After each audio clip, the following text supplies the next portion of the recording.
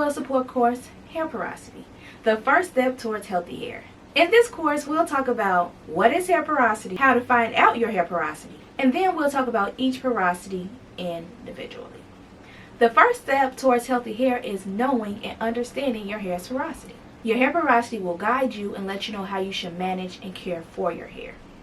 Now, I'm not gonna lie to y'all. I do believe that trying to do your hair without knowing your hair porosity is like working backwards, and it can really set you back.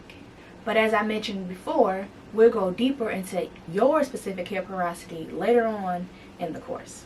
But first, what is hair porosity? The textbook definition is: porosity refers to the hair's ability or inability to absorb water or chemicals into the cortex. All this is saying is your hair porosity tells you how well your hair absorbs water and moisture. This is important because hydrated hair is less prone to breakage and is more likely to retain length. And dryness is one of the leading reasons why curly, coily hair breaks off and becomes complacent. How does your porosity help you manage your hair? Based on your porosity, you'll be able to determine 1. What types of products to put in your hair. Certain oils and butters are better suited for one porosity versus another. 2. What order you should apply your products. The order you layer and apply your products help your hair retain moisture better, and these orders are not the same for each porosity. 3. How you should use water for your benefit. Whether you should steam or use cool water is all dependent on your hair's porosity. There are 3 levels of hair porosity: low, medium, and high. These levels are determined by the condition of the hair's cuticles and how porous the hair is. Hence why it is called hair porosity. So your hair porosity tells you how healthy your hair cuticles are. Now you're probably wondering, okay, what's so important about hair cuticles? Well, I'm going to tell you. Hair cuticles are the hair's outermost layer. They are shingle and scale-like cells that overlap and work to prevent damage to the hair's inner structure, and they control the water content of the hair fiber. Let's compare them to blinds. Depending on how open or closed blinds are, determines how much sun will be able to shine through.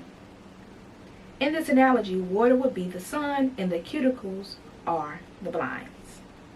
Healthy hair typically has compact cuticles and is resistant to penetration, which is low porosity. And overly porous hair is technically considered damaged because the cuticles are damaged. Your hair texture can also be an indicator of your hair porosity. Porous hair is normally low porosity and resistant to penetration, but that is often changed by chemical services like perms, relaxers, dye, and heat. They all assist with lifting your hair cuticles and can contribute to your hair becoming high porosity. Most hair is either high porosity or low porosity. But as I stated before, that can be changed based on how you treat your hair. And that's why some people with coarse hair have high porosity and some of them have low porosity. I wouldn't recommend trying to change your hair porosity because the positives of one porosity versus the other are not strong enough to validate the change. Regardless, you're going to have to take your time to learn the hair and manage it. So now it's time for some key takeaways. 1. Hair porosity is important because it helps you manage your hair in ways that best help you retain moisture. 2. Your hair porosity isn't something you want to change on purpose. Regardless, you'll have to take care of the hair. 3. Healthy hair is achieved by knowing what your hair needs and catering to that. Now that we know what hair porosity is, let's move on to the next video and determine our own hair porosity.